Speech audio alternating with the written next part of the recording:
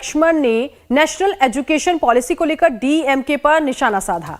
कहा डीएमके सिर्फ अपनी सत्ता बचाने की कोशिश कर रही है। लाइफ टाइम्स के साथ बातचीत में के लक्ष्मण ने कहा डीएमके की सरकार भ्रष्टाचार में डूबी हुई है और परिवारवाद का बोलबाला है। तमिलनाडु के लोग डीएमके शासन से परेशान हैं, इसीलिए इस तरह के विषयों को उठा रहे हैं। क्या कुछ उन्होंने कहा है, सुनवाएंगे आपको।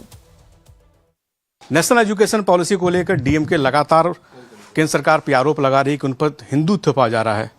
मेरे साथ के लक्ष्मण जी हैं जो बीजेपी वरिष्ठ नेता हैं, उपाध्यक्ष हैं। सर, आप साउथ से आते हैं, क्या अब हिंदी थोपा जा रहा है?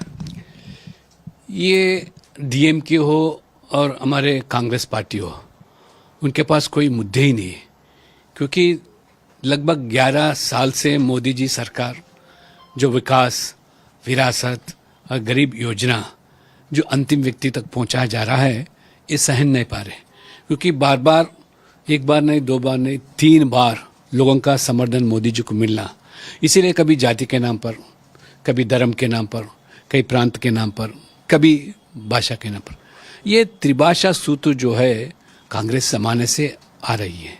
आज अचानक आज डीएमके ये मुद्दे को लेकर क्यों आज गड़बड़ कर रही पता नहीं, क्योंकि चुनाव आने वाले हैं तमिलनाडु में।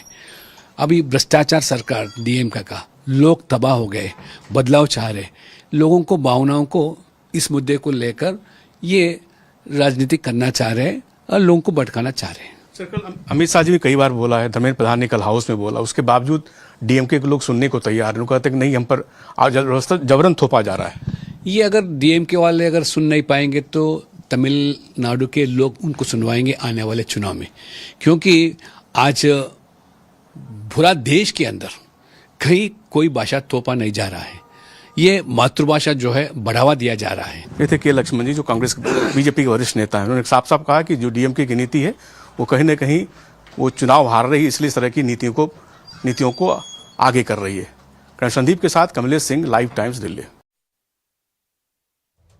और कर्नाटक से बीजेपी सांसद लहर सिंह ने भी बयान दिया। उन्होंने कहा कि राहुल गांधी का चुनाव आयोग और केंद्र सरकार पर सवाल उठाना सरासर गलत है। लाइव टाइम्स के साथ बातचीत में लहर सिंह ने बताया कि राहुल गांधी अगर ये कहते हैं वोटर लिस्ट में आयोग बदलाव कर बीजेपी को चुनाव जिता रही है, तो फिर भाजपा को तो कर्नाटक, झारखंड, हिमाचल और केरल भी जीतना चाहिए था। इसके साथ ही डीएमके पर भी लहर सिंह ने निशाना साधा। कांग्रेस पार्टी का लगातार ये आरोप है कि इलेक्शन कमीशन का इस्तेमाल बीजेपी चुनाव में अपने हित के लिए करे। मेरे साथ लहर सिंह सरवैया जी हैं जो बीजेपी के सांसद हैं कर्नाटक से। सर, कांग्रेस पार्टी का राहुल गांधी कर रहे हैं कि इलेक्शन कमीशन का इस्तेमाल आप अपने चुनावी हित के लिए कर रहे हैं। जी हाँ, हमने जम्मू कश्मीर भी इस्तेमाल किया है, झारखंड में भी किया है और तेलंगाना में भी किया है, कर्नाटक में भी किया है। हमारे करने से उनकी सरकार है। ये क्या कहना चाह रहे हैं कांग्रेस पार्टी? और ममता बनर्जी हमारे सरकार में आने के बाद 2014 के बाद में ममता जी ने अपने बलबूते पर 4 इलेक्शन जीते हैं और केरल में हम आज तक मैनेज नहीं कर पाए। ये कांग्रेस क्या हमारे को इतना अक्षम मानती है कि अगर करते मैनेजमेंट तो क्या हम नहीं करते? ये अपनी चेहरे पर लगी हुई काली को देखने के बजाय वो आईना को दोषी ठहरा रहे हैं, जनता के मैंडेट का अपमान कर रहे हैं। मैं समझता हूं कि इससे बड़ा कोई दुर्भाग्य नहीं हो सकता देश का कि देश की सबसे बड़ी पार्टी, सबसे पुरानी पार्टी ऐसी ऊंची टुच्ची बातों पर ध्यान दे रही है और अपनी हार की गलतियों को और अपने नेतृत्व की विफलता को छुपाने की कोशिश कर रही है। मैं समझता हूं कि ये देश की राजनीति के लिए अच्छा नहीं है, क्योंकि एक विरोध पक्ष मजबूत होना चाहिए। लेकिन कांग्रेस पार्टी अपनी सुसाइड करने पर आमादा है। जैसा आपने अभी दिग्विजय सिंह का बयान भी पढ़ा होगा कि उन्होंने कहा कि मुझे कहा गया था कि मैं आरएसएस के खिलाफ नहीं बोलूं और उन्होंने कई बातें कही है। तो मैं समझता हूं कि कांग्रेस जो है इस सोनिया गांधी और गांधी परिवार के चक्कर में पार्टी के साथ देश की ऑपोजिशन व्यवस्था को भी डुबा रही है। सर, तमिलनाडु के मुख्यमंत्री स्टालिन लगातार कह रहे हैं कि हिंदी थोपी जा रही है नेशनल एजुकेशन पॉलिसी के जरिए, भाषाई विवाद पैदा करने की कोशिश। आप खुद कर्नाटक से आते हैं, क्या आपको ऐसा महसूस हुआ कि इस तरह की रणनीति बीजेपी कर रही है? देखिए, मैं तमिलनाडु में रहा हूं। जब डीएमके सत्ता में आई थी उसमें तमिलनाडु में था, मैं आजीविका के लिए गया था, तो 1.5 वर्ष में रहा था।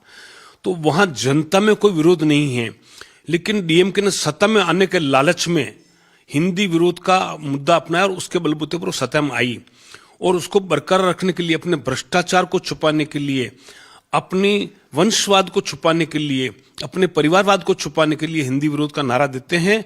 और मैं समझता हूं जैसे 27 वर्षों के राज के बाद में कम्युनिस्टों का कैसे वेस्ट बंगाल में सफाया हुआ था, ऐसा सफाया अब तमिलनाडु में होने वाला है। ये थे लहर सिंह सोया, जो बीजेपी के सांसद, जिन्होंने कहा कि हिंदी विरोध के चलते जो मल्टी कंपनियां हैं, कई बड़ी कंपनियां जो है सिर्फ वो कर्नाटक का रुख कर रही है, चेन्नई या तमिलनाडु को छोड़ रही है, तो उनको समझना पड़ेगा और जनता को समझना पड़ेगा। संदीप के साथ कमलेश सिंह, लाइव टाइम्स, दिल्ली। और सदन में जारी हंगामे पर कांग्रेस सांसद सुखदेव भगत ने भी